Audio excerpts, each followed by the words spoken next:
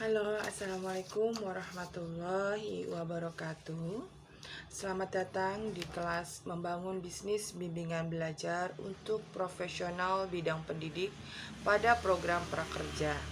Bersama saya Puji Astuti yang akan membagi informasi dan menjawab pertanyaan demi pertanyaan dari rekan-rekan yang sudah berpartisipasi aktif, baik itu melalui kolom ulasan yang ada di platform prakerja maupun yang sudah join di grup Telegram.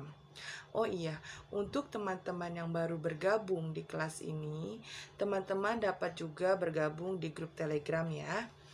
Nah, link sudah saya share di bio YouTube ataupun teman-teman bisa menanyakan langsung melalui kolom ulasan yang tersedia di platform yang sudah teman-teman pilih.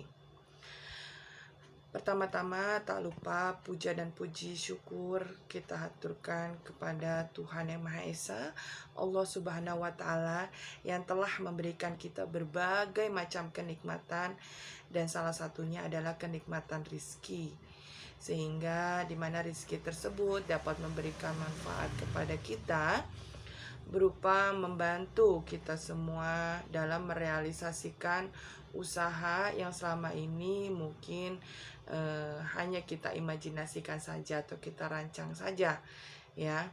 Sebelum saya melanjutkan ke sesi menjawab Q&A dari rekan-rekan yang sudah tim Akademi rangkum, saya akan membahas sedikit mengenai cara kerja atau sistem yang ada di kelas prakerja.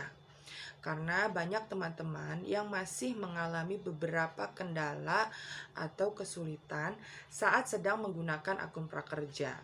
Jadi, peserta atau siswa yang telah lulus seleksi penerimaan kepesertaan prakerja dapat menggunakan dana bantuan untuk membeli pelatihan dan mengikuti pelatihan dengan cara masuk ke kelas prakerja di lembaga pelatihan masing-masing. Nah, kelas pelatihan prakerja yang sudah dibeli oleh teman-teman harus teman-teman ikuti sampai selesai agar kalian dapat mendapatkan jadwal penerimaan insentif prakerja.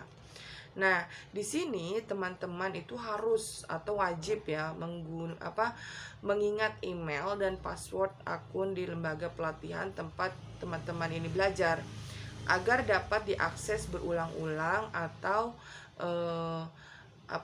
diselesaikan secara berkala ya. Jadi akun yang mungkin atau pelatihan yang mungkin tertunda bisa teman-teman ulang lagi ya, atau bisa teman-teman selesaikan namun secara berkala.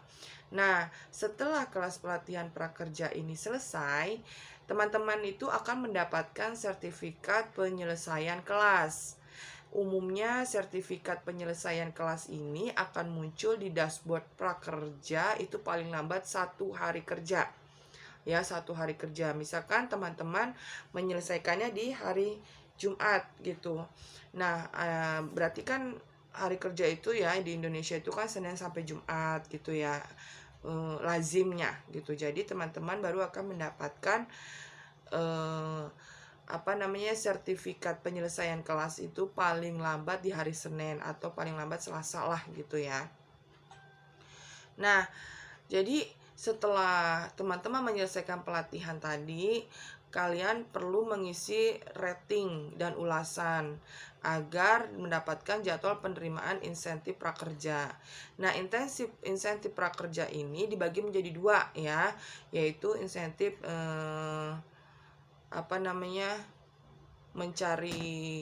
insentif mencari kerja ya, nanti bisa teman-teman gunakan itu sebesar 600.000 per bulannya ya kalau belum berubah ya. Dan ini selama 4 bulan gitu. Dan insentif pengisian survei evaluasi itu ada juga ya, sebesar 50.000 per survei. Itu kalau belum berubah ya. Karena kan yang kami update itu adalah informasi per awal ya. Kalau untuk up to date-nya kami kurang paham juga gitu ya. Ini kita hanya sharing aja gitu. Nah, kemudian bagi teman-teman yang mungkin ada kesulitan pada saat sedang melaksanakan program atau pelatihan ya, Karena ada beberapa pertanyaan juga di grup Telegram. Itu bagaimana Bu kalau misalkan kita sedang mengerjakan pelatihan atau mengikuti pelatihan, ternyata kita keluar sendiri gitu, sistemnya keluar sendiri. Nah, pas masuk itu ternyata tidak bisa gitu. Teman-teman bisa menghubungi maintenance yang di tempat teman-teman mengadakan pelatihan ya. Dalam hal ini kalau di sini berarti di akademi ya. Kalau misalkan mungkin karena kan akademi itu tidak menghandle hanya satu peserta saja gitu. Jadi ada banyak peserta yang masuk ya dihandle oleh kami gitu. Jadi bisa teman-teman up dulu di grup, nanti saya bantu untuk menanyakan lagi ke atau saya bantu lanjut ke akademinya seperti itu. Intinya apabila teman-teman sudah melaksanakan prosedurnya sesuai dengan ketentuan ya, sistem by sistemnya, kemudian tahap-tahapnya gitu, insya Allah tidak ada kendala yang berarti gitu, kecuali memang ada beberapa tahapan yang mungkin di skip dengan sengaja ataupun terskip dengan tidak sengaja gitu. Nah, itu pentingnya teman-teman harus menjelaskan secara rinci, secara detail, kemudian sejujur-jujurnya gitu. Sebenarnya bagaimana kronologisnya seperti itu. Karena kalau teman-teman ada hal yang disembunyikan atau mungkin ingin mencari amannya atau tidak sesuai dengan prosedur yang ada gitu, kita juga dari tim juga kita kebingungan gitu. Maksudnya bukan kebingungan apa ya, kita juga akan kesulitan mencarikan solusi untuk masalah teman-teman ini gitu. Intinya adalah komunikasi gitu, komunikasi sejujur-jujurnya, kemudian sedetail mungkin seperti itu ya. Nah, dan bagi teman-teman yang sudah berjalan ya dan mungkin sudah mulai mengimplementasikan pada dunia nyata seperti membuka usaha, bimbingan belajar gitu, saya ucapkan selamat datang di dunia pendidikan kita ini ya, lembaga bimbingan belajar ini, dan semoga usaha teman-teman bangun yang baru teman-teman rintis ini dapat berkembang dengan baik dan juga dapat memberikan manfaat yang cukup ya, yang signifikan, baik itu untuk dunia pendidikan kita ataupun untuk lingkungan kita dan juga diri kita. Oke. Oke, kita lanjut ke pertanyaan yang pertama. Bagaimana persiapan membuka bimbingan belajar online ya, atau membuka bisnis online? Nah, untuk membuka bisnis online, sebelumnya kita harus memahami apa itu konsep dari digital commerce ya, atau kita biasa menyebutnya dengan dunia e-commerce ya, atau usaha yang bergerak menggunakan jasa internet ya. Dalam dunia bisnis dan marketing digital, penerapan teknologi tidak hanya bermanfaat untuk kita yang bergerak di sektor penjualan produk nyata. Penggunaan teknologi pun dapat dikembangkan untuk kita yang memiliki kemampuan berupa jasa. Seperti yang kita ketahui, peranan teknologi sudah merambah ke banyak aspek kehidupan manusia. Salah satunya adalah pendidikan. Mungkin dulu pendidikan itu terasa sangat mahal dan sulit untuk diakses oleh banyak masyarakat, khususnya bagi mereka yang tinggal di daerah pinggiran. Nah, kehadiran teknologi di bidang pendidikan pun terasa sebagai solusi terbaik untuk memberikan fasilitas pendidikan yang merata bagi seluruh lapisan masyarakat. Industri bimbingan belajar pun dapat dibuat dengan mudah dari rumah masing-masing.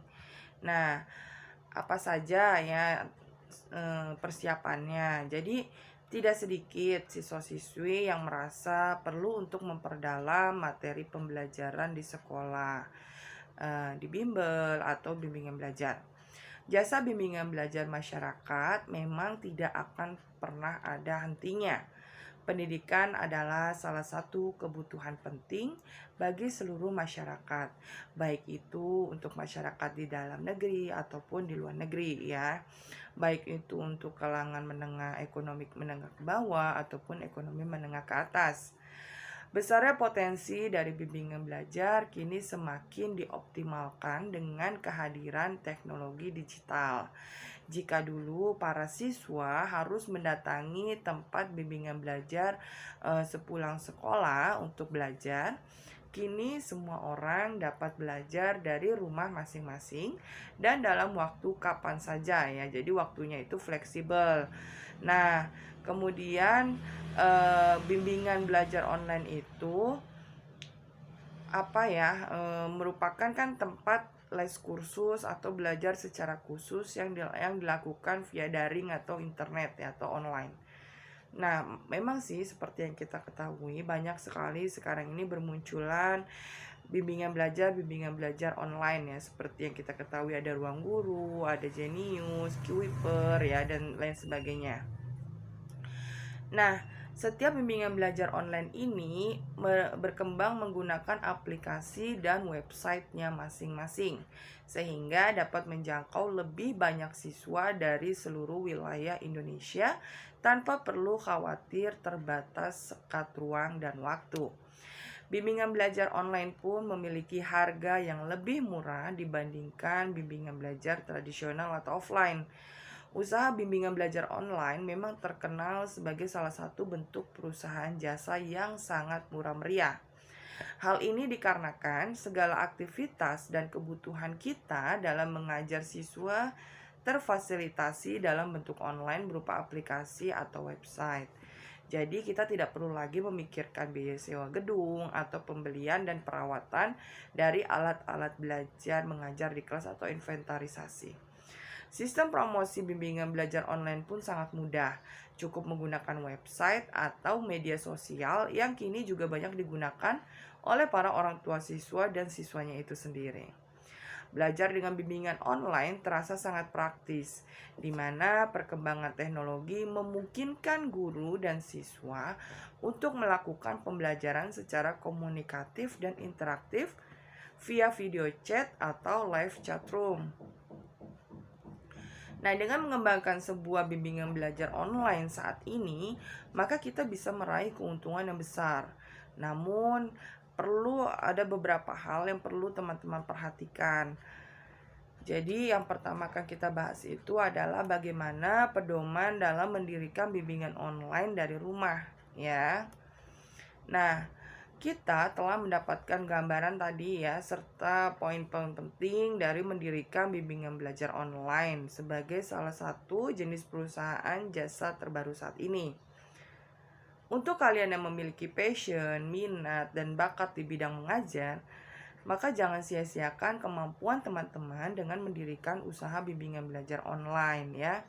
Khususnya sampai saat ini ada banyak orang yang akan selalu membutuhkan jasa bimbingan belajar lebih mendalam, seperti siswa-siswi yang akan menghadapi ujian akhir sekolah atau menghadapi ujian masuk ke perguruan tinggi. Membuka usaha bimbingan online pun sesungguhnya sangat mudah dan juga sangat murah.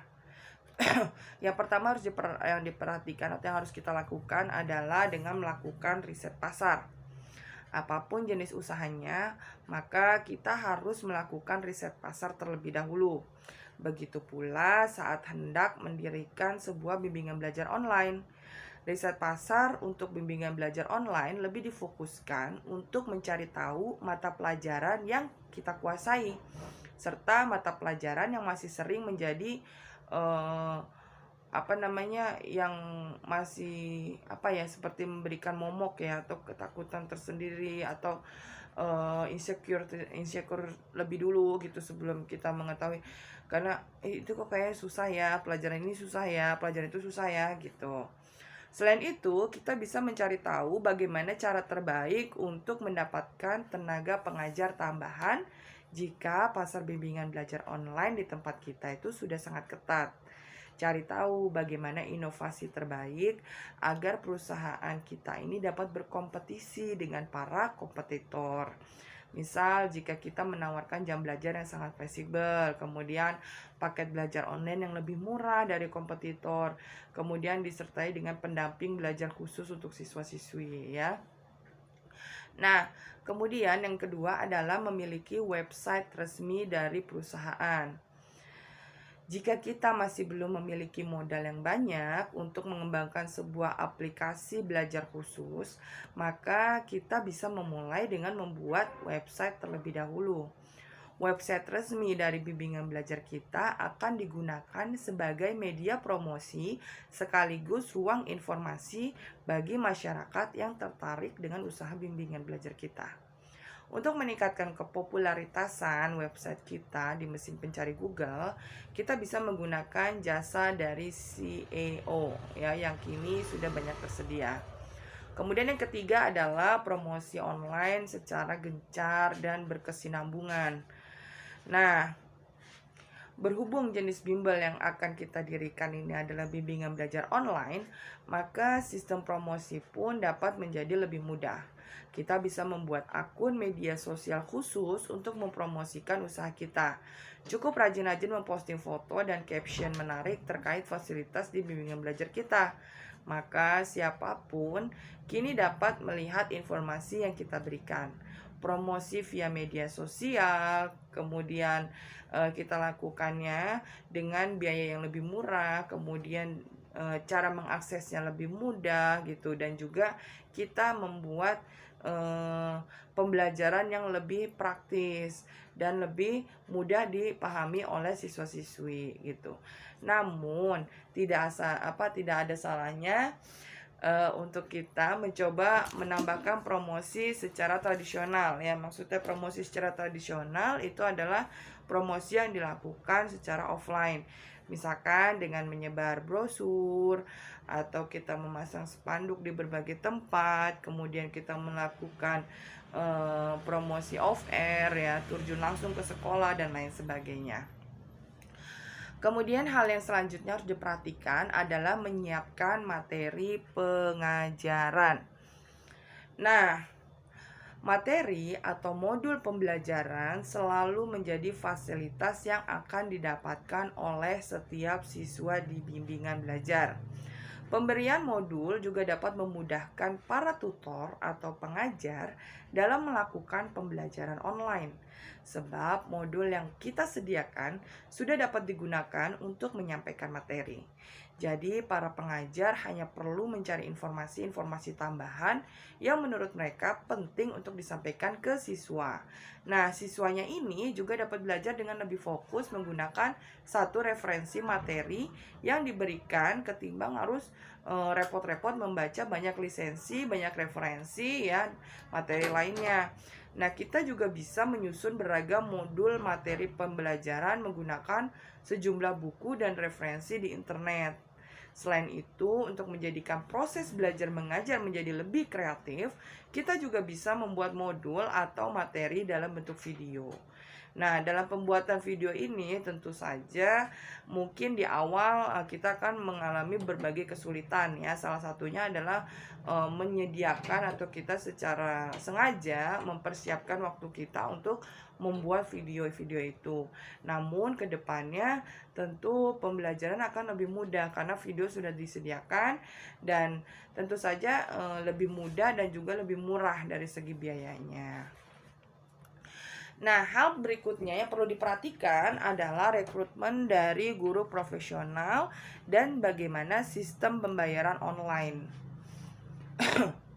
Untuk sistem pembayaran, mengingat jasa bimbingan belajar kita ini bergerak di bidang online, maka para siswa bisa membayar biaya les melalui rekening yang telah kita siapkan sebelumnya ya. Selain itu, kita juga bisa membayarkan gaji guru melalui sistem rekening agar lebih mudah, aman, dan juga efisien. Sistem rekrutmen para pengajar dapat dilakukan via online, misalkan melalui media sosial dan website yang telah kita miliki. Nah, untuk lebih banyak menjaring para tutor yang berkualitas, kita bisa juga mencoba memasang lowongan kerja di situs-situs dan akun-akun media sosial lowongan kerja. Jika kita ingin memberikan tes Nah, jika kita ingin memberikan tes dan wawancara kepada pelamar kerja, ya maka kita bisa menggunakan media video call. Seperti itu. Nah, itu tadi beberapa hal yang perlu diperhatikan bagi teman-teman yang ingin membuka bisnis bimbingan belajar online. Ya, seperti yang kita ketahui, banyak orang tua yang menginginkan anaknya itu berprestasi. Nah, untuk mengejar semua itu, bahkan orang tua rela mengeluarkan biaya ekstra untuk memaksimalkan kebutuhan belajar anak-anaknya.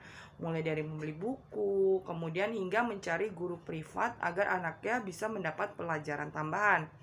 Kondisi inilah yang harus kita manfaatkan untuk membuka bimbingan belajar.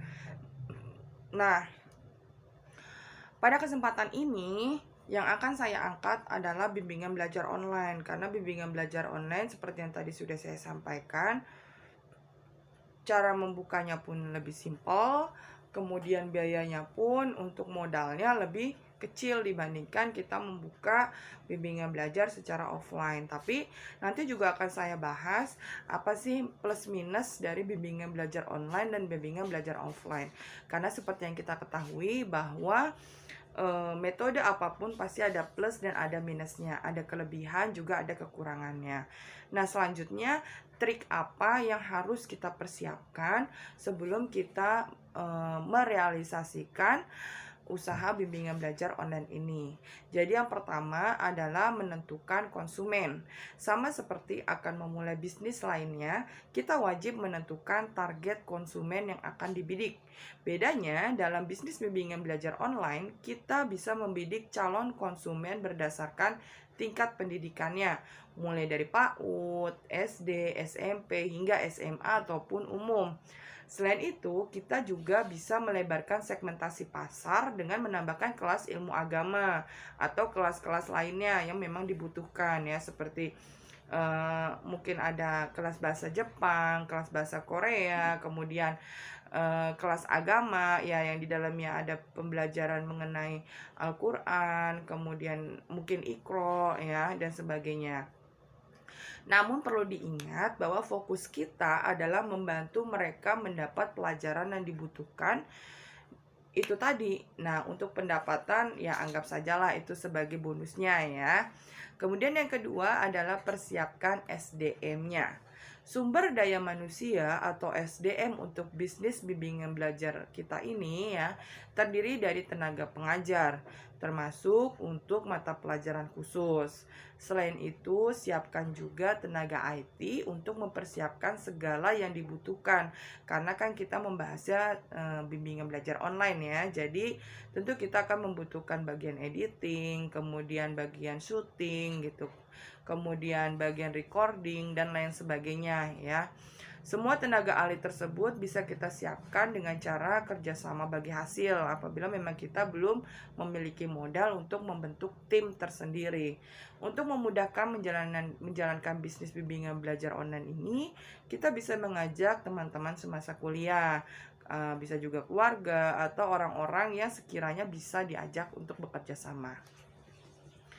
Yang ketiga adalah memperhatikan penampilan. Kalian pasti paham dengan makna peribahasa guru kencing berdiri, anak kencing berlari. Dengan kata lain, segala tindak tanduk guru akan dicontoh oleh muridnya. Bahkan bisa jauh lebih parah. Maka dari itu, mulailah untuk menunjukkan image baik dengan memperhatikan penampilan kita sebagai pengajar.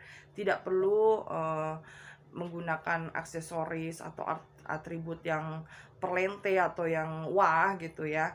Namun yang penting di sini adalah yang sopan, yang bersih, kemudian bisa memberikan image positif ya kepada siswa-siswi kita gitu. Nah, kemudian yang keempat adalah buat suasana belajar yang menyenangkan. Karena setiap anak memiliki sikap dan kebutuhan belajar yang berbeda, terutama anak-anak sekolah dasar yang masih dalam proses pembentukan karakter. Tugas kita di sini adalah memahami karakter setiap anak untuk menciptakan suasana belajar yang menyenangkan. Ada anak yang nyaman dengan suasana belajar formal, belajar sambil bermain, atau suasana belajar penuh canda dan tawa ya, atau yang humoris. Nah, agar bisnis bimbingan belajar online yang kita jalankan ini semakin diminati oleh banyak orang, gunakan beragam alat peraga agar mereka bisa lebih mudah memahami apa yang sedang kita jelaskan. Nah, yang terakhir adalah jaga komunikasi dengan orang tua. Selain harus mendapatkan hati dari anak-anak didik kita, kunci sukses bisnis bimbingan belajar online yang wajib kita perhatikan adalah berusaha mendapatkan perhatian dari orang tua murid. Cukup bangun komunikasi dengan melaporkan perkembangan anak secara berkala. Jika dibutuhkan, tantang orang tua agar memberikan tes sesuai dengan pelajaran yang dikuasai oleh anaknya. Dengan demikian, mereka akan percaya jika metode belajar yang kita tawarkan cukup efektif, meningkatkan kemampuan anak, dan juga dapat mendorong prestasi mereka di sekolah. Nah, selain dengan melakukan komunikasi secara rutin, kita juga perlu memberikan laporan kepada orang tua siswa mengenai perkembangan si anak didik kita ini, karena kita juga akan seperti pengalaman saya, kadang di pembelajaran, di bimbingan belajar itu si anak ini mendapatkan prestasi yang bagus gitu ya.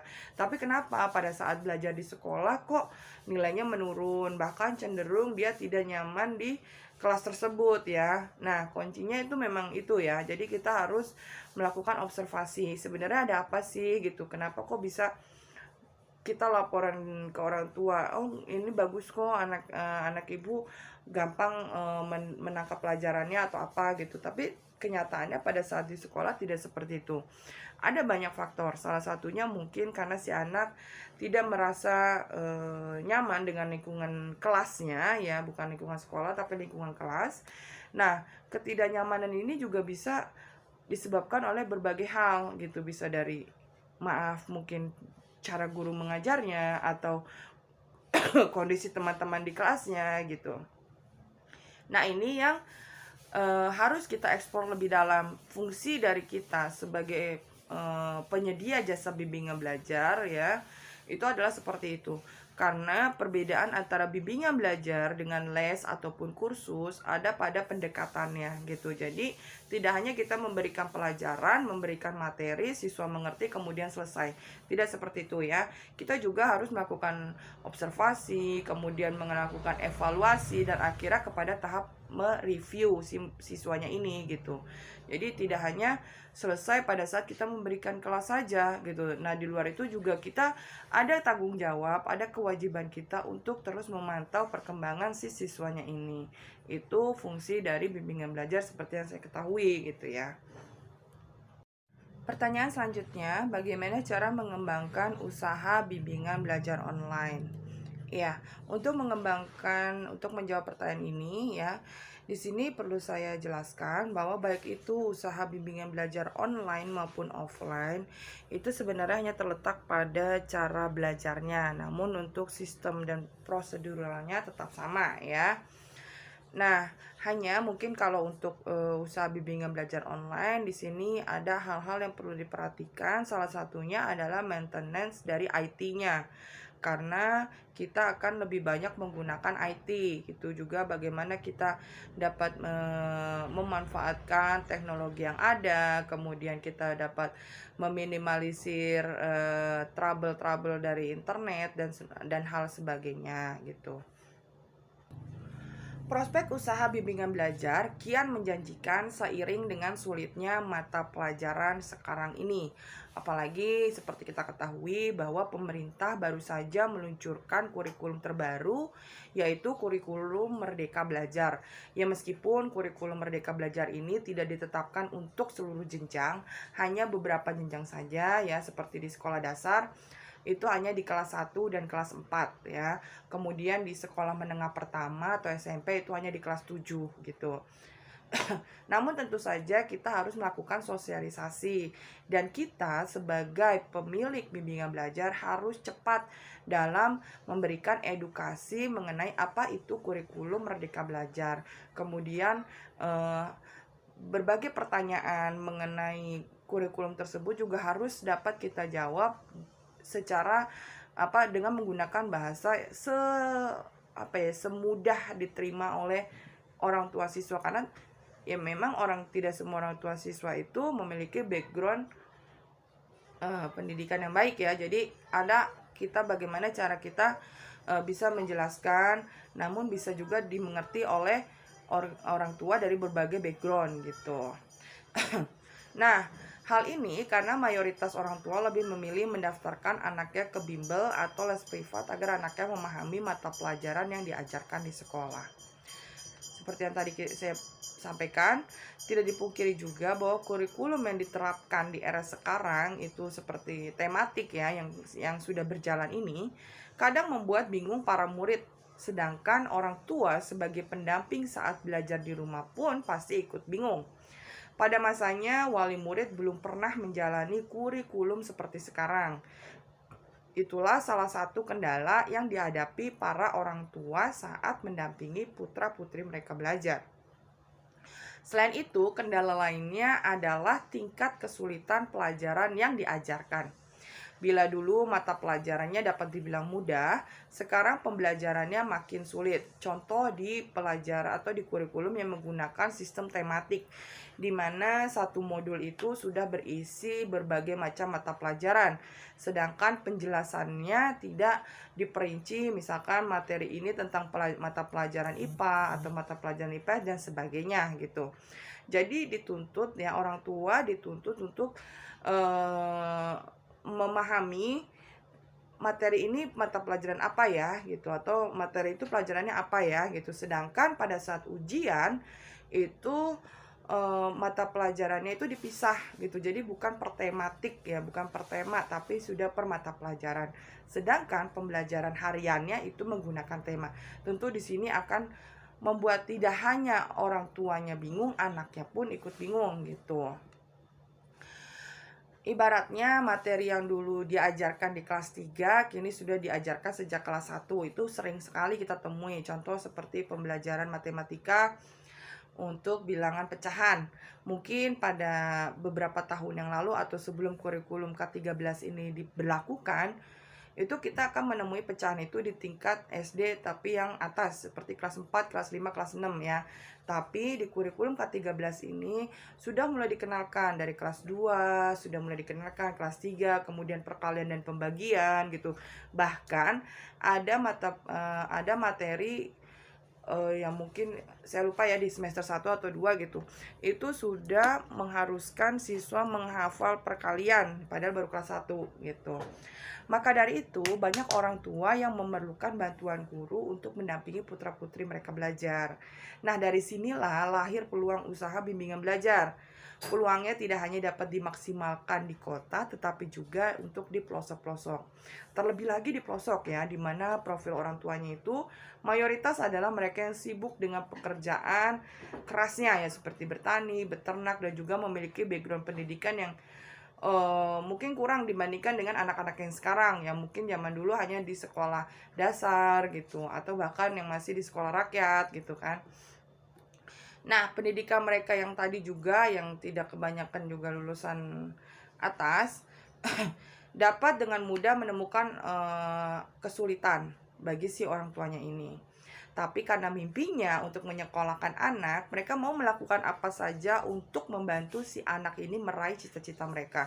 Minimal sering kita dengar bahwa jangan sampai anak saya seperti saya gitu. Maksudnya jangan sampai hanya di tingkat SD saja kemudian putus sekolah, atau SMP saja kemudian putus sekolah gitu ya. Nah, hal yang pertama itu yang perlu kita perhatikan dalam bagaimana cara mengembangkan usaha bimbingan belajar itu adalah mengetahui prospek bisnis bimbingan belajar. Sebagaimana sudah dijelaskan melalui video saya sebelumnya, prospek bimbingan belajar ini merupakan salah satu bisnis ya, salah satu bisnis yang sangat menjanjikan. ada berbagai macam alasan kenapa prospek bisnis bimbingan belajar ini cukup baik. Yang pertama, ada banyak orang tua yang mencari guru pendamping untuk anak mereka, baik itu di pelosok maupun di kota. Artinya, pangsa pasarnya itu sangat luas. Kemudian yang kedua, modal yang dikeluarkannya pun cenderung kecil. Tidak seperti usaha-usaha lain ya, seperti usaha tenda, sewa tenda, atau usaha sound system, atau lain sebagainya. Ya, itu kan membutuhkan banyak perlengkapan dan juga modalnya cukup besar. Nah, sedangkan bisnis bimbingan belajar ini hanya membutuhkan sedikit alat dan perlengkapan, atau inventarisasinya pun tidak terlalu mahal. Kemudian, mengapa prospek yang sangat bagus? Alasan yang selanjutnya adalah karena usaha ini bisa dikerjakan di rumah. Selain itu, mengandalkan keahlian atau skill bagi yang memang memiliki background pendidikan. Kemudian profit keuntungannya pun lebih besar dan dapat dilakukan sebagai pekerjaan sampingan. Nah, selanjutnya kelemahan juga resiko dan juga tantangan usahanya akan saya bahas juga di sini. Jadi setiap usaha apapun pasti akan memiliki minus plusnya ya, plus minusnya gitu. Jadi ada kelebihan, ada kelemahannya, ada keuntungan, ada kerugiannya juga gitu. Nah, ada hal-hal yang perlu diperhatikan untuk mengantisipasi kendala yang akan dihadapi oleh teman-teman yang mungkin baru saja ingin membuka bimbingan belajar. Yang pertama adalah perubahan kurikulum yang serba cepat dan kadang memeras keringat. Nah, ini kenapa saya berkali-kali tekankan bahwa kita sebagai pemilik bimbingan belajar ataupun kita sebagai guru harus lebih cerdas, dalam artian kita harus up to date mengenai kurikulum yang ada, kemudian isu-isu apa gitu di dunia pendidikan yang saat ini sedang booming gitu. Itu kita tidak boleh menutup mata dan tidak boleh menutup telinga gitu. Jadi isu sekecil apapun kita harus cari tahu tentang kebenarannya, kemudian kita harus analisis gitu. Sebenarnya ini apa sih gitu. Kemudian bagaimana cara kita memberikan pembelajaran mengenai pembaruan tersebut di kelas kita, seperti itu. Kemudian yang kedua adalah perbedaan cara mengajar dan metode pembelajaran kadang membuat orang tua bertanya-tanya dan malah bingung. Jadi di sini kita harus mampu menjelaskannya dengan baik gitu. Karena tidak hanya antara sekolah formal maupun non formal ya, karena bimbingan belajar ini kan sekolah non formal ya. Namun sekolah formal pun meskipun sama-sama formal, contoh di SDA dengan SDB, itu perbedaan mengajar dan metode pembelajarannya pun pasti akan menemui perbedaan gitu. Nah, untuk menjawab kebingungan dari orang tua, mungkin ada yang bertanya, kok di sekolah saya udah belajar metode perkalian ya gitu, kok di sini belum ya gitu dan sebagainya. Nah, inilah pentingnya kita untuk selalu update. Sebenarnya ini dibutuhkan gak sih? Pembelajaran ini diperlukan gak sih? Dan sebagainya. Itu pun penjelasannya harus menggunakan bahasa yang baik, bahasa yang mudah dimengerti oleh berbagai kalangan, dan juga pastinya adalah bahasa yang sopan ya. Jadi tetap harus kita menggunakan bahasa-bahasa santun gitu. Kemudian yang ketiga, menghadapi tingkah murid yang sudah diajak belajar, yang susah ya, sulit diajak belajar karena merasa bimbingan belajar ini bukan hal penting, dan atau mereka memang merasa lelah karena semua waktunya dipakai untuk belajar. Nah, ini juga akan kita temui pada saat proses belajar mengajar di kelas ya, di kelas bimbel gitu. Akan ada satu atau dua anak yang berpikir, ngapain sih saya belajar di bimbel gitu, kan tadi udah belajar di sekolah gitu, terus di bimbel kan nggak ada rapot, di bimbel nggak ada naik atau enggak dan sebagainya gitu. Ya memang benar gitu, cuma perlu diingat bahwa bimbingan belajar ini sebenarnya memiliki taraf kesulitan dalam mengikutinya tersendiri gitu. Maksudnya adalah gini, kalau di sekolah negeri orang tua tidak memerlukan biaya ya, jadi orang tua tidak membayar gitu. Jadi harusnya yang polanya dibalik, polanya dibalik ya. Jadi di bimbingan belajar itu kalian bayar loh gitu, kalian udah ngeluarin duit gitu, terus kalian harus males-malesan gitu. Sedangkan sekolah aja kalian yang nggak bayar, nggak ngeluarin duit, kalian bisa segitu segitu aware-nya gitu kan ya. Harusnya yang seperti itu, pemikiran seperti itu harusnya bisa dihilangkan gitu. Jangan sampai berpikir ngapain sih belajar serius gitu, yang penting saya mah cuma datang gitu, orang tua saya tahu kalau saya datang ke bimbel dan sebagainya gitu. Nah, ini kita juga harus memiliki metode penjelasan secara khusus kepada siswa-siswinya. Dan perlu diingat bahwa setiap anak memiliki karakter yang berbeda, bukan hanya jenjang sekolahnya gitu ya. Jadi setiap anak ini meskipun sama-sama misalkan di kelas 3, antara si A dengan si B itu memiliki karakter yang berbeda. Itu fungsinya kita memahami karakteristik anak gitu. Nah, perbedaan yang perlu kita pahami antara bimbingan belajar dengan lembaga kursus atau les biasa itu adalah bagaimana kita memiliki metode menganalisis karakteristik dari si siswanya gitu.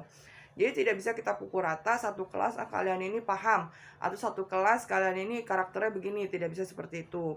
Dan penanganan juga komunikasi dengan mereka itu juga tidak bisa disamaratakan gitu. Karena ya tadi itu ya karakteristiknya berbeda gitu.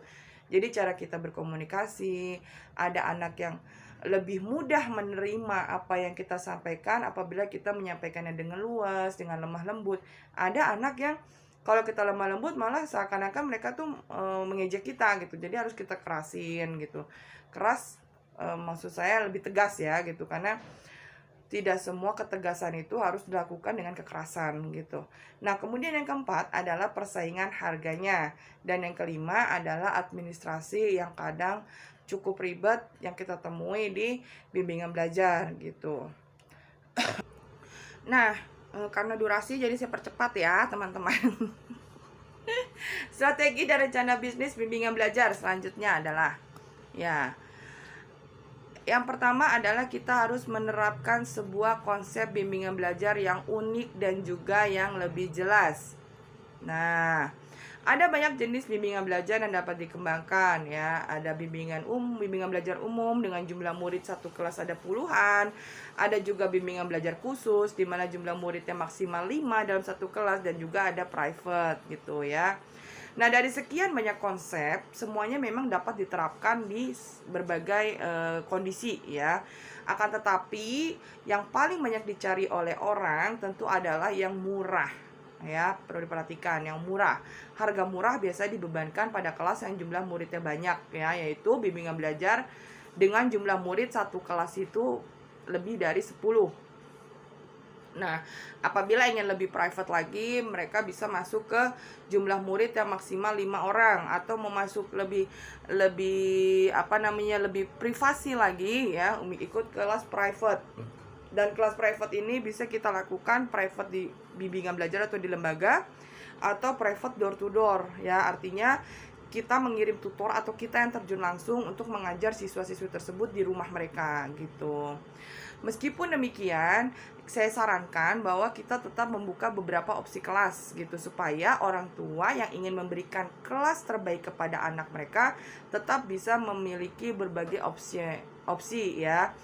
Selain untuk memilih kelasnya itu, pastikan kita membuat ruang kelas yang konsepnya juga kuat dan unik gitu. Tapi untuk membuat kelas ini tentu bisa kita kesampingkan, karena kan yang kita bahas adalah bimbingan belajar online ya, dimana memang kita komunikasinya, kemudian kita berinteraksinya itu hanya melalui online gitu, melalui video call dan sebagainya ya. Nah, hal selanjutnya adalah urus administrasi bimbingan belajar dengan baik.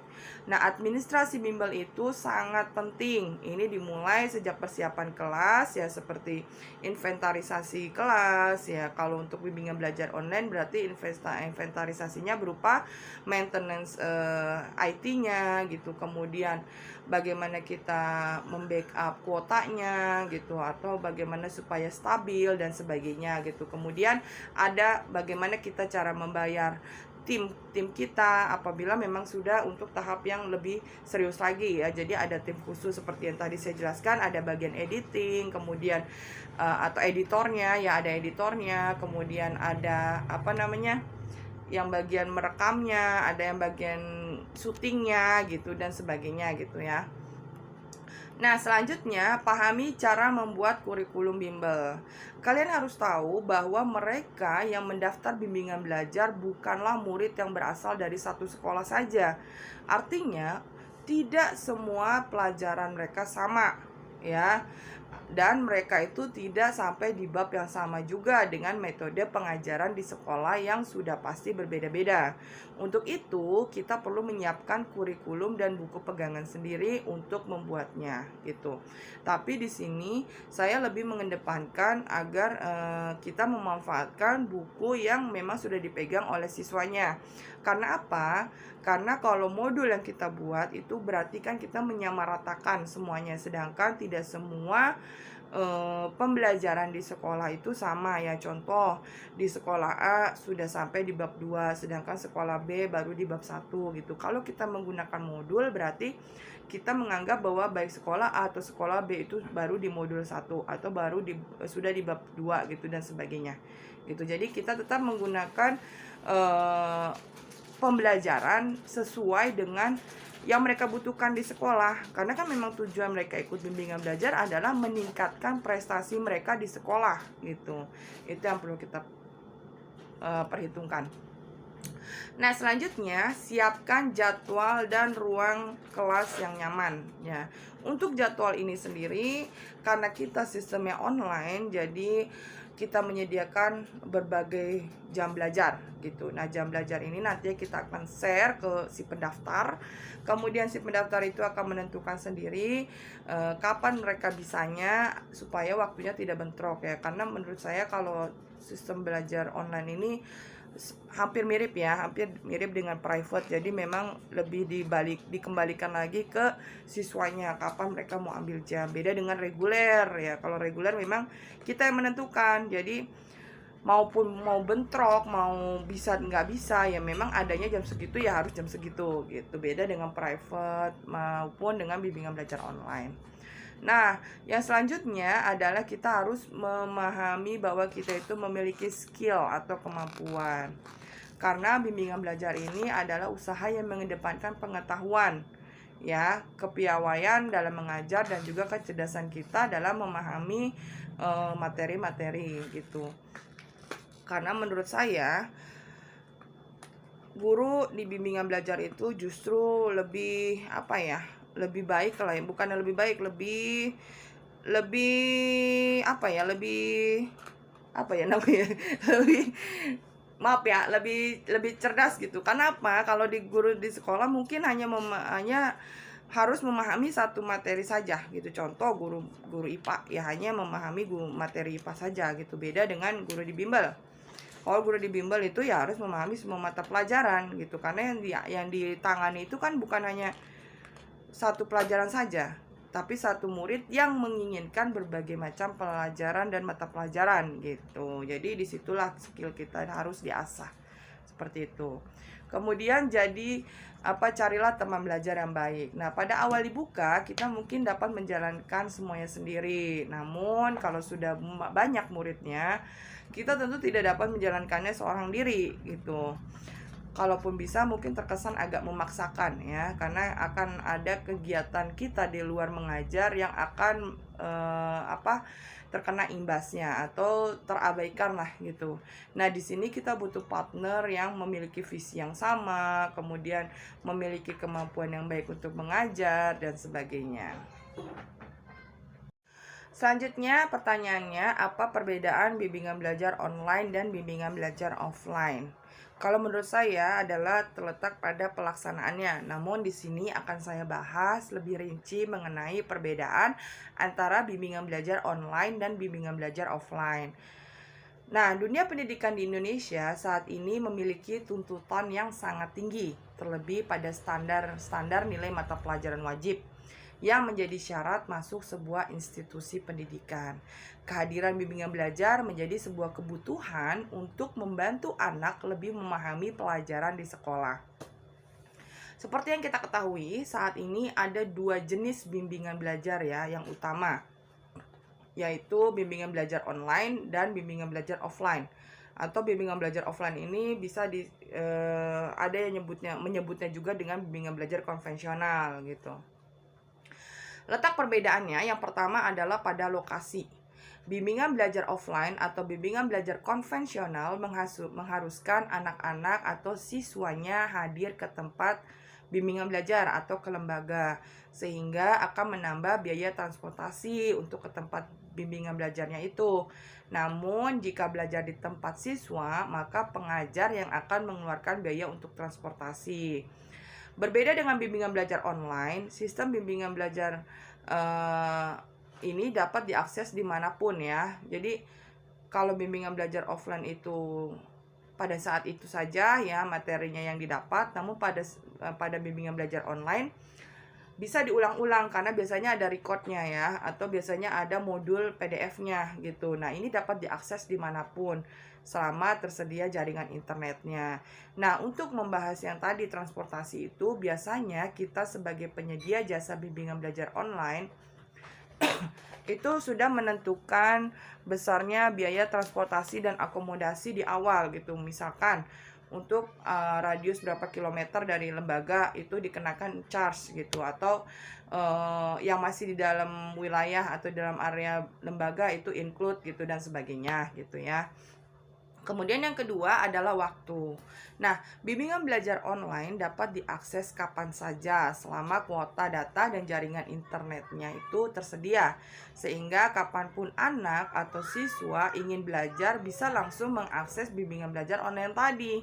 Jika bimbingan belajar offline, maka anak atau siswa belajar sesuai dengan waktu yang ditentukan dan durasinya pun terbatas sesuai dengan kesepakatan. Kemudian yang ketiga adalah pada biaya atau investasinya.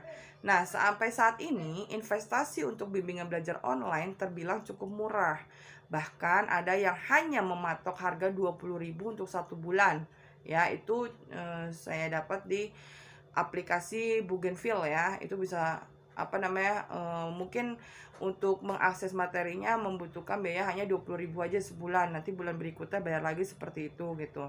Nah, harga yang dipatok oleh bimbel online tergantung dari jenjang pendidikan, lama berlangganannya, kemudian fitur-fitur yang didapat oleh si usernya. Sedangkan untuk bimbingan belajar offline atau bimbingan belajar konvensional itu dibanderol cukup mahal dibandingkan dengan bimbingan belajar online. Harga yang diberikan oleh bimbingan belajar offline lebih mahal karena fasilitas yang harus disediakannya pun lebih banyak. Nah, yang keempat adalah lingkup siswa. Lingkup siswa yang dijangkau oleh bimbingan belajar online akan lebih luas karena mengandalkan jaringan internet dan aplikasi. Satu-satunya sarana fisik yang wajib disediakan yaitu gadget untuk mengakses aplikasi atau web dari bimbingan belajar online ini. Sedangkan untuk bimbingan belajar offline, lingkup siswanya dibatasi hanya kepada siswa yang ikut andil dalam program bimbingan belajar offline atau bimbingan belajar konvensional tersebut. Yang kelima adalah interaksi sosial. Jika anak atau siswa mengambil bimbingan belajar online, maka interaksi sosial akan lebih sedikit karena anak atau siswa akan fokus belajar menggunakan gadget. Sedangkan pada bimbingan belajar offline, siswa dapat berinteraksi secara langsung dengan pengajar dan siswa lain secara fisik. Secara tidak langsung, hal ini akan membuat kemampuan interaksi sosial si anak atau siswanya ini akan semakin terasah sekaligus menambah jangkauan pertemanan. Dalam pelaksanaan bimbingan belajar offline, pengajar juga akan dapat mengetahui masing-masing kemampuan dan kelemahan siswa secara personal dan juga secara langsung, sehingga si anak atau siswa ini dapat lebih diperhatikan.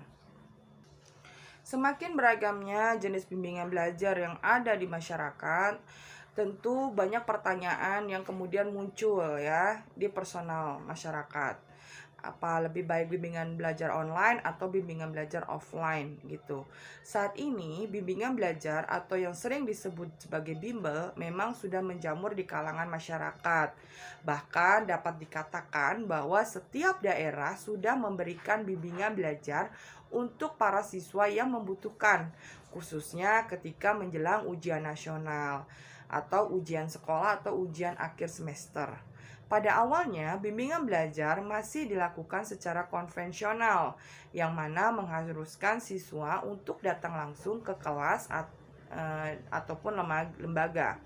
Namun, seiring dengan berjalannya waktu, dengan teknologi yang semakin canggih, bimbingan belajar yang diajarkan secara online pun mulai bermunculan. Karena hal ini, pertimbangan mengenai lebih baik pilih bimbingan belajar online atau offline mulai memberikan dilema tersendiri bagi masyarakat, khususnya orang tuanya. Sebenarnya, bimbingan belajar online dan offline ini masing-masing memiliki kelebihan dan kekurangannya. Nah, ada berbagai kelebihan dan kekurangan ya. Jadi seperti yang tadi sudah disampaikan bahwa dari berbagai eh, macam aspek ya, sudah kita ketahui apa itu plus minusnya, kelebihan dan kekurangannya. Jadi jika kita menemukan pertanyaan lebih baik bimbingan belajar online atau offline, maka jawabannya adalah berdasarkan kebutuhan setiap anak serta sumber daya yang dimiliki oleh orang tuanya. Secara umum, bimbingan online memang memiliki biaya yang jauh lebih hemat dan akses yang jauh lebih mudah. Akan tetapi, penggunaan gadget yang berlebih pada anak di sisi lain juga dapat menimbulkan kurangnya interaksi sosial yang didapat tadi, baik itu dengan siswa lainnya maupun dengan pengajar. Sementara itu, kemampuan memahami yang dimiliki oleh anaknya cenderung berbeda-beda. Ada yang dapat langsung memahami materi seketika, namun ada pula anak yang baru bisa memahami materi ketika ia dapat bertanya langsung oleh gurunya. Nah, jelas hal ini akan menimbulkan kendala tersendiri, terutama bagi anak yang memang membutuhkan interaksi langsung oleh si pengajarnya. Sementara itu, di sisi lain, bimbingan belajar offline memiliki harga yang jauh lebih mahal serta akan jauh lebih boros waktu. Karena siswa harus mengeluarkan uang untuk transportasi dan mengeluarkan waktu khusus untuk hadir di kelas. Tetapi dengan biaya yang tidak murah itulah pengajar dapat lebih fokus memahami kelemahan dari masing-masing siswa, dan para siswa pun dapat dengan bebas bertanya kepada sang pengajar apabila mereka memiliki materi yang kurang dimengerti. Selain itu, bimbingan belajar offline secara tidak langsung juga dapat melatih anak dalam hal kedisiplinan karena waktu dan tempat belajar yang telah ditentukan.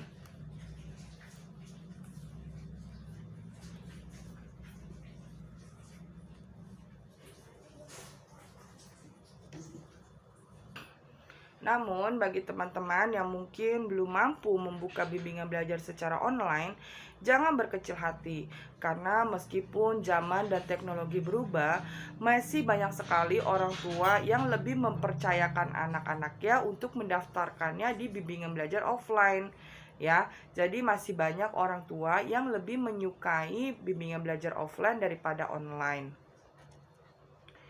Nah, di sini akan saya coba rangkum apa itu kelebihan dari bimbingan belajar online dan bimbingan belajar offline, kemudian kekurangannya juga apa gitu ya.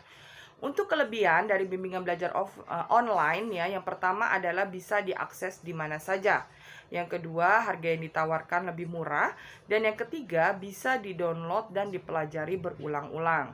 Sedangkan kelebihan dari bimbingan belajar offline, yang pertama adanya bimbingan belajar rumahan yang bisa melakukan pembayaran per hari. Kemudian yang kedua, anak lebih mudah bertanya secara langsung ya. Yang ketiga, banyak bimbingan belajar rumahan dengan harga yang juga murah atau setara dengan bimbingan belajar online. Yang keempat, banyak anak-anak yang lebih mudah memahami apabila langsung berinteraksi dengan gurunya. Yang kelima, bisa bersosialisasi langsung dengan orang tua. Dan yang keenam, bisa mengetahui seberapa jauh kemampuan yang dimiliki oleh siswanya. Kemudian kekurangan dari bimbingan belajar online. Nah, kekurangan yang pertama adalah terkendala jaringan. Karena seperti yang kita ketahui, bahwa tidak semua jaringan atau provider itu memiliki koneksi yang bagus gitu. Kadang sinyal tidak bagus, atau di jam-jam tertentu yang saat sibuk itu memang mengganggu konektivitas dan lain sebagainya. Nah, yang kedua adalah kurangnya pemahaman pada anak, karena tadi ya, karena ada anak yang memang akan lebih mudah memahami materi apabila berinteraksi secara langsung oleh gurunya. Kemudian terkadang anak malas untuk menonton video pembelajaran gitu, karena kan tidak ada pengawasan secara intens ya. Dan berikutnya adalah fokus teralihkan. Karena pada saat si anak sudah memegang gadget gitu, pasti tidak hanya berfokus kepada materi yang harusnya mereka pelajari, tapi juga dengan banyaknya iklan-iklan di internet gitu, pasti akan memancing atau merangsang si siswanya ini untuk membuka ini iklannya apa ya, akhirnya tidak fokus kepada materi yang sedang dipelajari.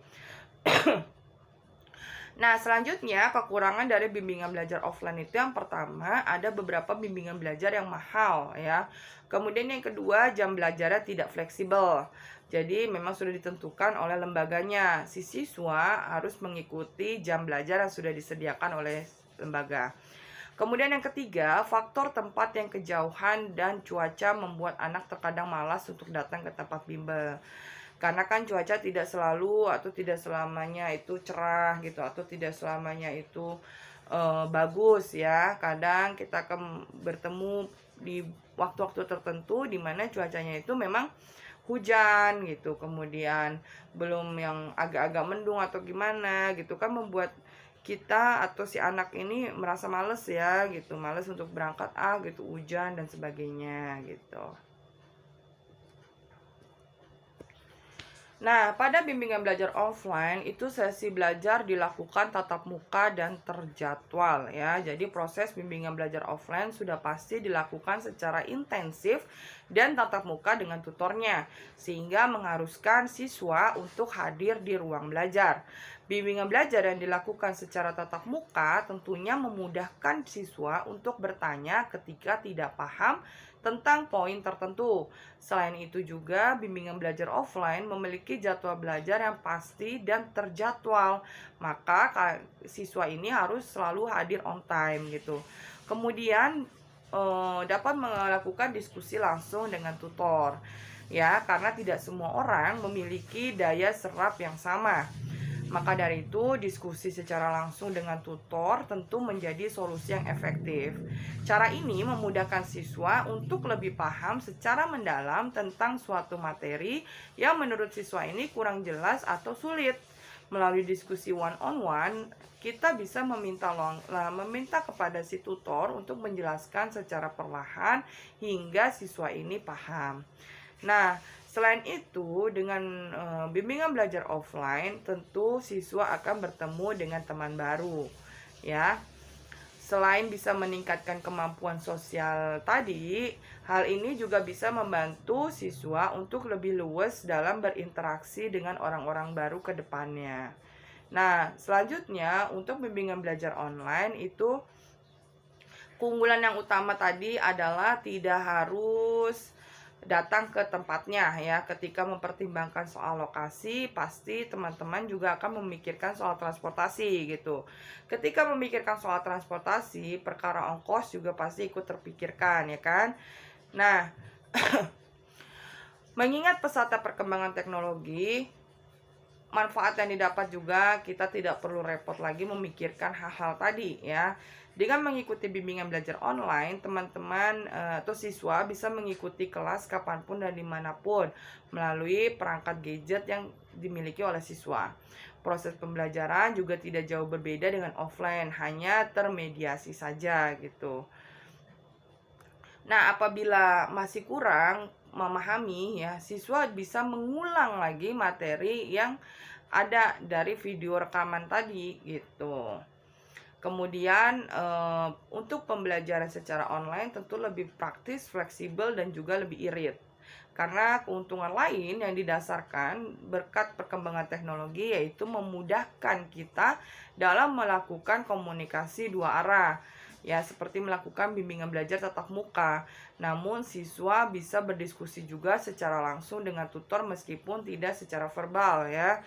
Nah, tidak hanya kelas yang interaktif, juga ada berbagai macam lembaga bimbingan belajar online yang menyediakan fitur-fitur lainnya seperti konseling, kemudian klinik PR. Ya, klinik PR itu ada di contohnya ada di salah satu bimbingan belajar online di mana klinik online ini berfungsi apabila apabila siswa ada tugas atau ada PR dari sekolah, nah bisa ditanyakan di situ gitu.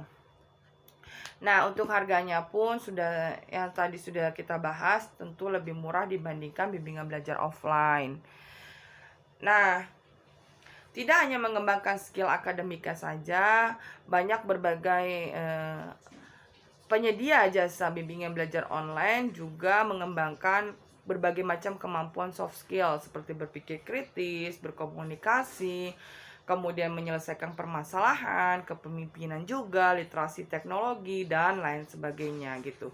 Jadi apabila ada pembahasan atau pertanyaan mengenai perbedaan bimbingan belajar online dan bimbingan belajar offline, itu yang utama adalah terletak di biayanya, kemudian fleksibilitasnya, ya, kemudian interaksinya gitu. Namun untuk plus minusnya, kedua metode pembelajaran ini tentu memiliki plus dan minusnya masing-masing seperti yang tadi saya jelaskan. Pertanyaan yang keempat adalah bagaimana prosedur dan syarat mendapatkan izin operasional lembaga kursus dan pelatihan atau LKP. Nah, mungkin ini di luar dari topik ya, tapi tidak masalah, akan saya jelaskan berdasarkan pengalaman saya ya. Jadi, baik itu mendirikan lembaga kursus dan pelatihan ataupun mendirikan lembaga bimbingan belajar hampir mirip. Hanya saja kalau untuk bimbingan belajar mungkin ada beberapa tahap yang tidak dibutuhkan gitu. Nah, di sini akan saya bahas khusus untuk lembaga kursus dan pelatihan. Seperti yang kita ketahui bahwa tidak dapat dipungkiri bahwa kehadiran lembaga kursus dan pelatihan itu telah membantu masyarakat umum dalam menambah ilmu dan keterampilan. Nah, keberadaan dari lembaga kursus dan pelatihan atau LKP menjadi semacam angin segar ya bagi orang-orang yang memang terkendala masalah finansial. Namun mereka memiliki semangat untuk terus belajar. Nah, karena waktu pelatihan dan biayanya yang lebih terjangkau dari pendidikan formal, maka lembaga kursus dan pelatihan ini tidak hanya dapat ditemukan di kota besar saja, melainkan juga sudah merambah ke berbagai pelosok. Cukup banyak jenis kursus yang ditawarkan, mulai dari pelatihan komputer, matematika, bahasa asing, menjahit, menyetir, hingga servis ponsel. Ilmu yang didapat selama kursus bukan hanya memudahkan seseorang mendapatkan pekerjaan, melainkan juga dapat melancarkan karir dan membuka lapangan pekerjaan baru bagi orang lain. Nah, mengingat tingginya antusiasme masyarakat terhadap lembaga kursus dan pelatihan, secara tidak langsung telah mendorong sejumlah pebisnis untuk mendirikan lembaga serupa. Apa saja atau bagaimana cara mendirikan lembaga kursus dan pelatihan secara legal? Yang pertama adalah membentuk badan usaha. Berdasarkan Peraturan Menteri Pendidikan dan Kebudayaan tahun 2013 pasal 2, bahwa pendirian lembaga pendidikan non formal dapat dilakukan oleh perseorangan, kelompok ataupun badan usaha hukum ya, seperti yayasan atau perseroan terbatas atau PT. Pada dasarnya untuk membentuk lembaga pelatihan dan lembaga kursus dan pelatihan tidak diwajibkan memilih bentuk badan usaha tertentu. Namun bagi kita yang mendirikan lembaga kursus dan pelatihan dengan tujuan mendapatkan keuntungan, disarankan untuk membentuk perseroan terbatas atau PT. Hal tersebut dilakukan agar harta pribadi tetap aman sekalipun lembaga kita memiliki kerugian. Ketika membentuk perseroan terbatas atau PT, kita sebaiknya juga mengurus dokumen legalitas seperti surat keterangan domisili usaha, nomor pokok wajib pajak atau NPWP. NPWP-nya itu adalah NPWP badan ya, dan tanda daftar perusahaan atau TDB, dan juga izin pendirian satuan. Nah, tujuannya apa? Agar proses pengajuan pendirian LKP ini lebih mudah ya, jika tujuan kita mendirikan lembaga kursus pelatihan atau LKP ini bukan untuk mencari keuntungan, maka yayasan lebih direkomendasikan. Nah, kemudian lokasi lembaga kursus pelatihan ini juga harus sesuai dengan zonasi. Lokasi lembaga kursus dan pelatihan akan disesuaikan dengan namanya adalah RDTR atau Rencana Detail Tata Ruang. Nah, ini ada di daerah masing-masing. RDTR ini adalah rencana tata ruang wilayah kabupaten atau kota yang dilengkapi peraturan zonasi secara terperinci. Jika zonasi LKP ini tidak sesuai RTDR, maka besar kemungkinan pemerintah daerah tidak akan memberikan izin operasional lembaga kursus atau IOLK. Yang selanjutnya adalah memperhatikan standar sarana prasarana dari LKP. Lembaga kursus komputer jaringan dan teknisi bidang animasi, pekarya kesehatan, dan lasbusur manual harus memenuhi standar sesuai peraturan Menteri Pendidikan Kebudayaan nomor 33 tahun 2017.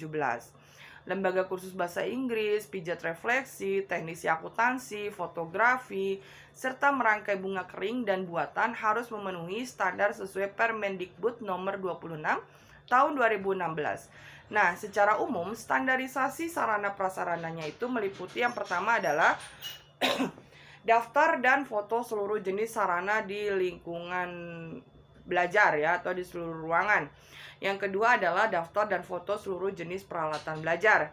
Yang ketiga, daftar dan foto seluruh jenis bahan ajar. Yang keempat, bukti status kepemilikan bangunan. Yang kelima, daftar seluruh jenis prasarana lembaga. Dan yang keenam adalah bukti prasarana listrik.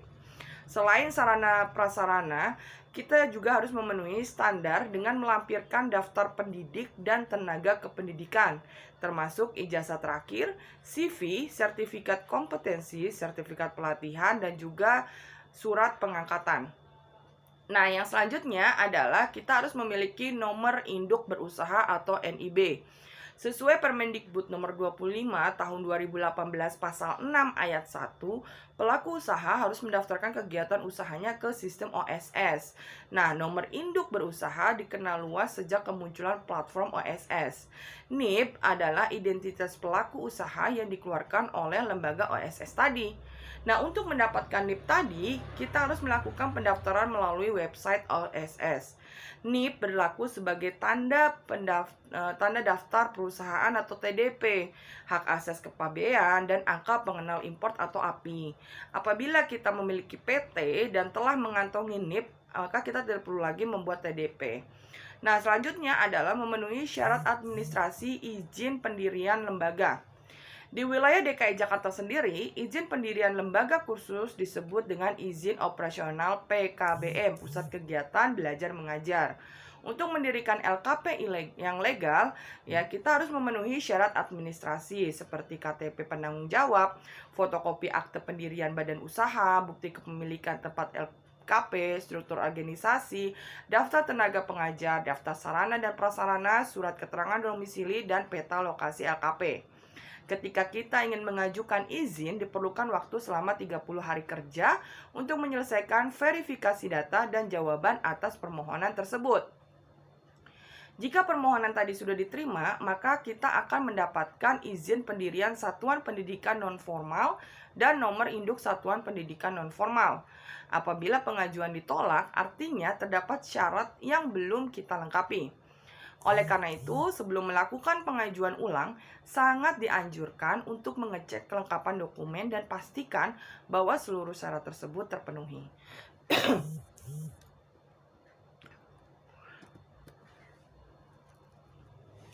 Nah, di sini saya juga akan berbagi sedikit informasi bagi teman-teman yang mungkin untuk untuk memiliki legalitas ya dari bimbingan belajar milik teman-teman.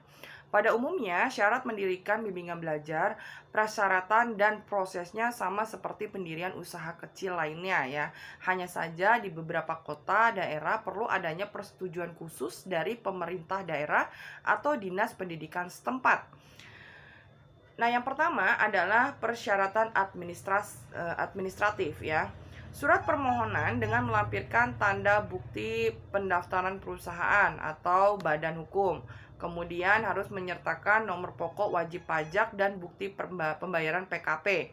Selanjutnya adalah surat domisili perusahaan atau badan hukum.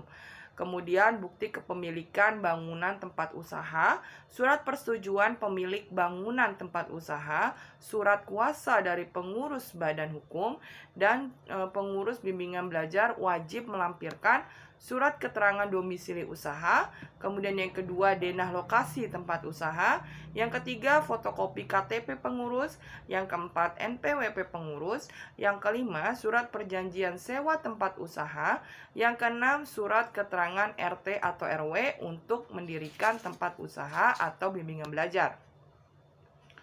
Nah, dokumen-dokumen ini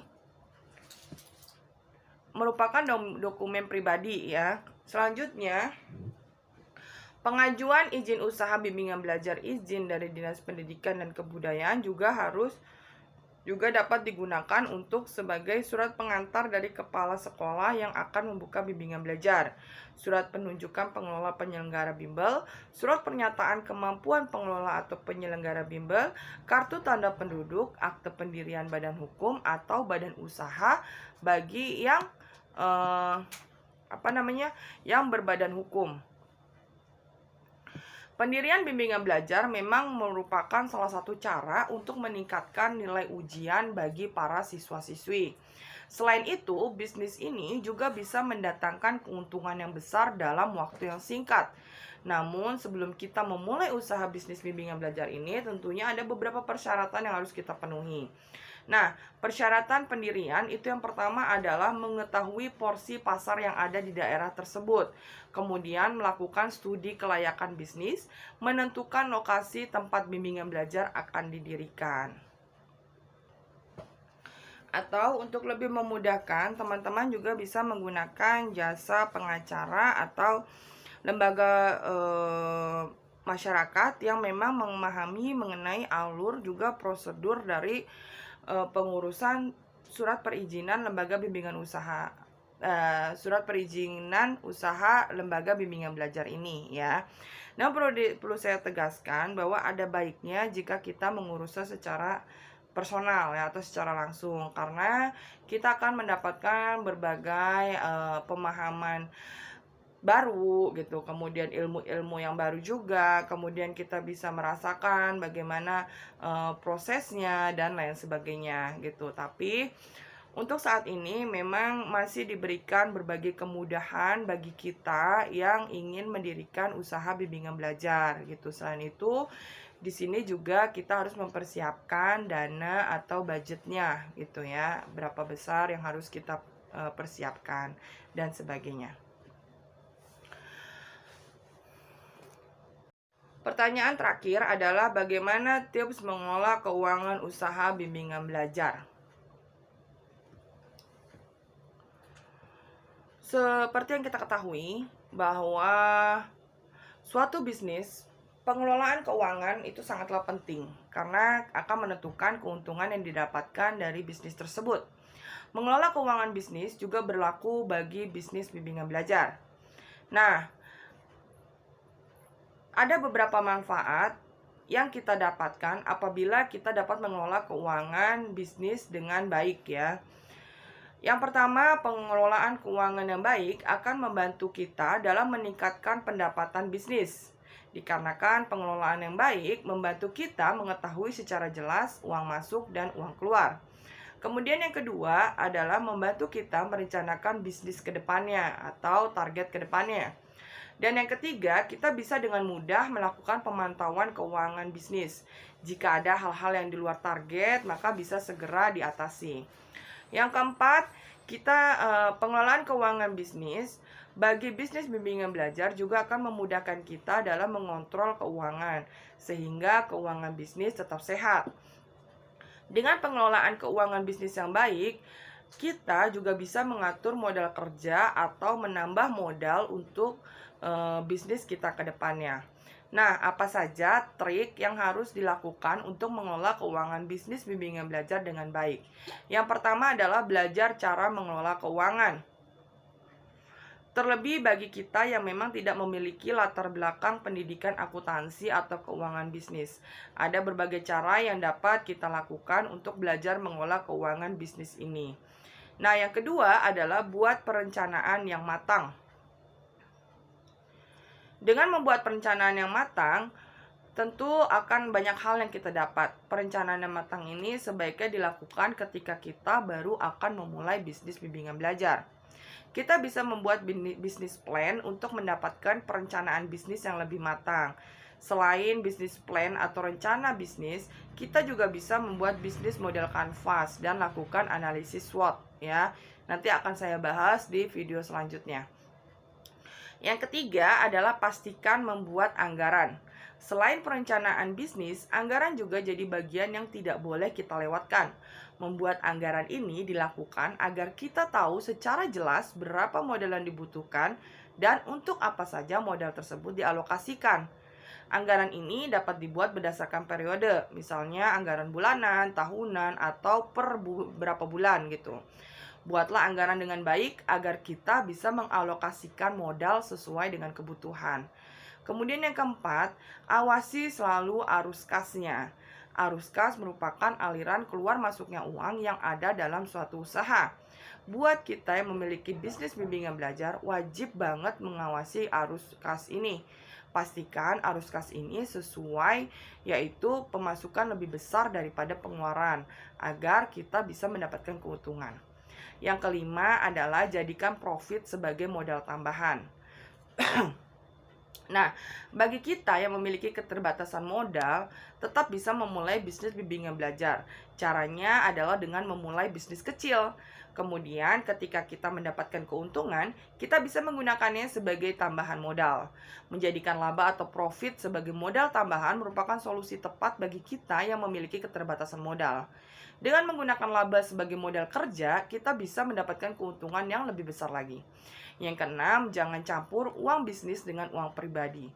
Mencampur uang bisnis dengan uang pribadi merupakan kesalahan fatal ya, yang tidak boleh kita lakukan. Jadi mencampurkan uang pribadi dengan uang bisnis akan membuat kita sulit mengetahui berapa omset yang didapatkan.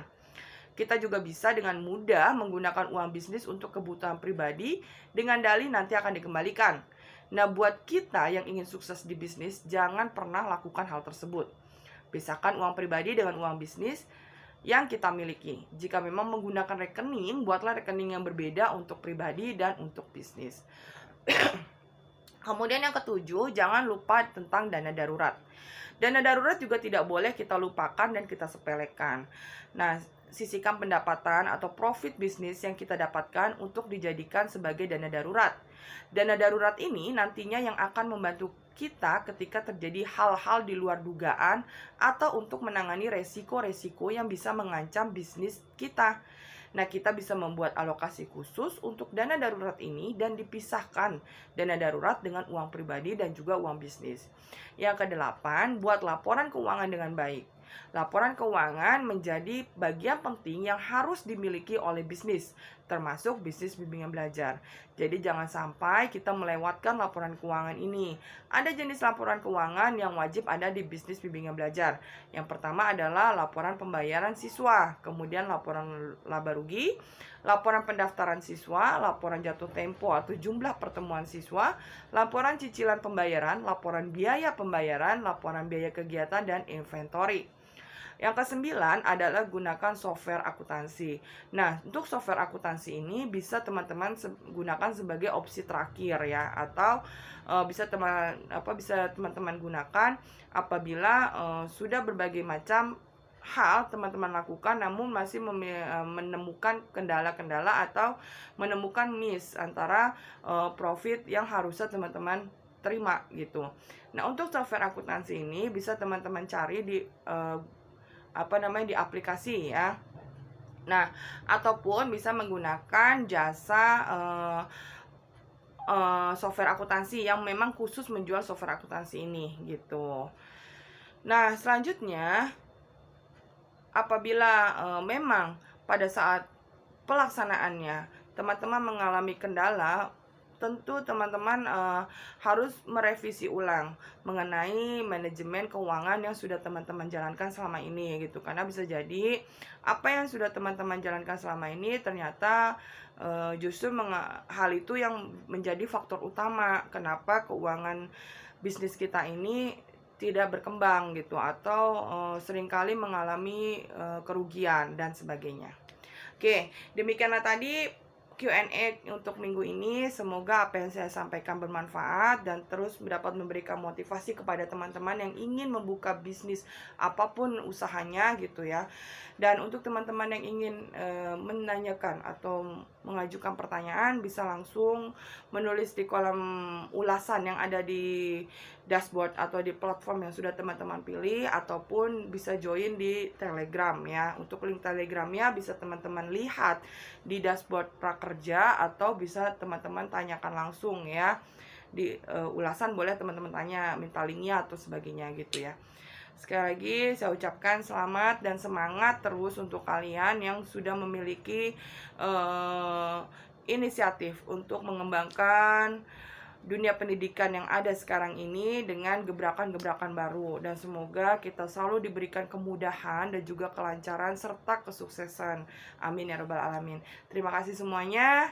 Mohon maaf apabila dalam penjelasan ada tutur kata atau perilaku saya yang kurang berkenan. Mohon dibuka pintu maaf yang seluas-luasnya. Terima kasih. Wassalamualaikum warahmatullahi wabarakatuh.